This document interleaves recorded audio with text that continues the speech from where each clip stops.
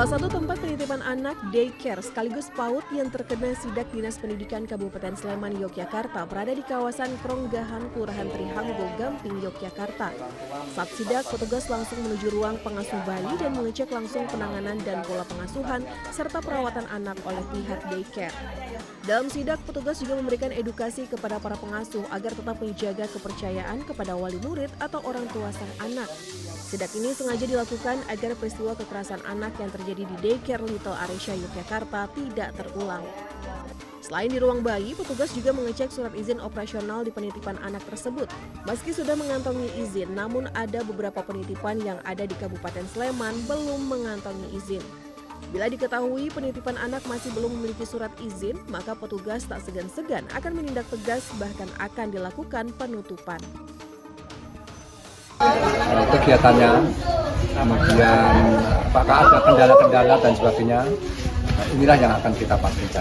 Tidak menemukan izin atau tidak berizin, tindakannya seperti apa, Pak? Oh ya, kita juga ada ketegasan. Kalau toh itu kok belum berizin, ya paling tidak kita peringatkan kok belum berizin. Kemudian harus segera mengajukan, segera, nggak boleh tidak. Untuk pertama kali lepasin anak ke orang yang belum kita kenal lah sebetulnya. Tapi setelah dilihat-lihat, ya lama-lama ternyata anaknya seneng, ya percayaan tuh dijaga. Orang tua tuh menjaga anaknya tuh semaksimal mungkin, tapi ternyata di tangan orang lain tuh diperlakukan itu sakit gitu. Nggak ngalamin, tapi baca berita kemarin tuh Sebelumnya, sebuah tempat penitipan anak daycare di Umbul Harjo, Kota Yogyakarta viral di media sosial. Peristiwa itu mencuat setelah diduga adanya tindak kekerasan dan perlakuan tidak manusiawi terhadap anak-anak yang dititipkan di lokasi tersebut.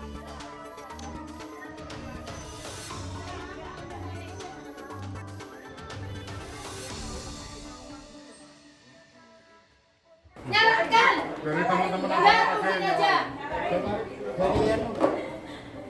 Dari security, Pak. Dari manajemen, Pak. Tolong nyalakan, Pak. Belasan orang yang mengaku korban penipuan menangkap seorang pria yang diduga sebagai pemilik agen perjalanan haji dan umroh di salah satu mal di Kota Semarang. Peristiwa terjadi setelah para korban kesulitan berkomunikasi dengan pihak agen untuk menagih janji keberangkatan umroh pada bulan Desember tahun lalu. Sejumlah korban mengaku telah membayar biaya umroh puluhan juta rupiah. Bahkan ada korban yang menyetor hingga 275 juta rupiah. Sementara pemilik agen berdalih ada kendala hingga menunda keberangkatan. Harusnya tanggal 5 Januari, saya sudah melakukan pelunasan di bulan Desember.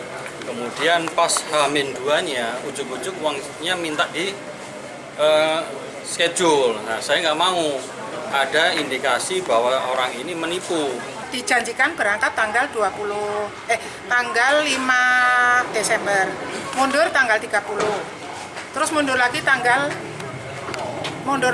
5 Januari. Nah, saya berdua dengan adik saya 46 juta, tapi baru dikembalikan 25 juta. Polisi mengamankan pria yang diduga pemilik agen perjalanan ke Polrestabes Semarang untuk dimintai keterangan lebih lanjut terkait dugaan penipuan umroh. Dari Semarang, Jawa Tengah, Rusdi Wardana, iNews melaporkan.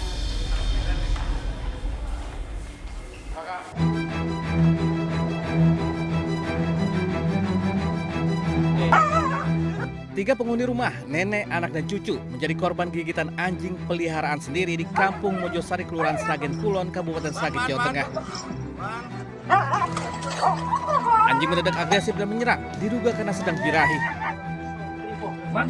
Akibat serangan ini, korban nenek, anak, dan cucu terluka di bagian tangan dan lengan. Petugas PMI Public Safety Center 119 pemadam kebakaran dan relawan SAR kemudian mengevakuasi hewan tersebut. Proses penangkapan berlangsung dramatis karena dua petugas ikut menjadi korban gigitan. Setelah hampir 30 menit, anjing akhirnya diamankan kemudian dibawa ke karantina di markas pemadam kebakaran. Jarak berapa lama? Udah 3 tahun. Udah 3 tahun. Tapi itu sempat gigit berapa kali, Bu? Sering, Mas. Tapi ya nggak apa-apa, cuman... Ini sampai parah ya? Iya, ini yang digigit siapa aja, Bu? 3 orang kok, Mas. Oh, yang digigit siapa aja, Bu? Saya, anak saya, cucu saya. Pasca insiden itu, 3 warga dan 2 petugas telah dibawa ke RSUD Dr. Suhadi, Prijonegoro, Sragen untuk mendapatkan penanganan medis dan suntikan anti rabies. Dari Sragen, Jawa Tengah, Joko Pirosa News melaporkan.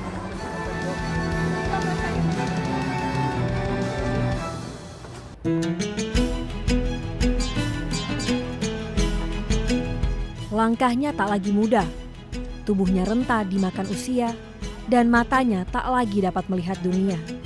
Namun di balik keterbatasannya, ada cahaya iman yang menuntunnya hingga ke tanah suci. Dengan bantuan anaknya, ia menapaki setiap jengkal perjalanan, bukan dengan penglihatan, melainkan dengan keyakinan. Mbah Sarjo, 71 tahun, menapakkan kakinya dengan satu niat sederhana, yakni menyempurnakan rukun Islam sebagai bekal menghadap Allah kelak. Nah, saya ini orang Islam toh, kan harus rukun Islam yang kelima harus kalau mampu harus dilaksanakan. Mata saya diperkirakan oleh dokter mata sudah nggak bisa sembuh. Jadi saya ingin ibadahkan yang untuk sangu saya besok. Demi memenuhi panggilan ke Baitullah, Mbah Sarjo menjual kebun yang selama ini menjadi salah satu sandaran hidupnya. Bukan hanya untuk dirinya, tetapi ia mendaftar haji berikut anak dan istrinya.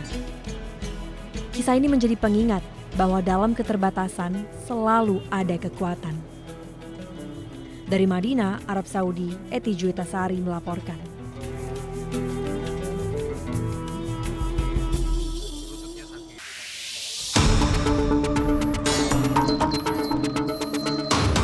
Salah satu tempat penitipan anak daycare sekaligus PAUD yang terkena sidak Dinas Pendidikan Kabupaten Sleman, Yogyakarta berada di kawasan Kronggahan, Kelurahan Trihanggo, Gamping, Yogyakarta. Saat sidak, petugas langsung menuju ruang pengasuh bayi dan mengecek langsung penanganan dan pola pengasuhan serta perawatan anak oleh pihak daycare.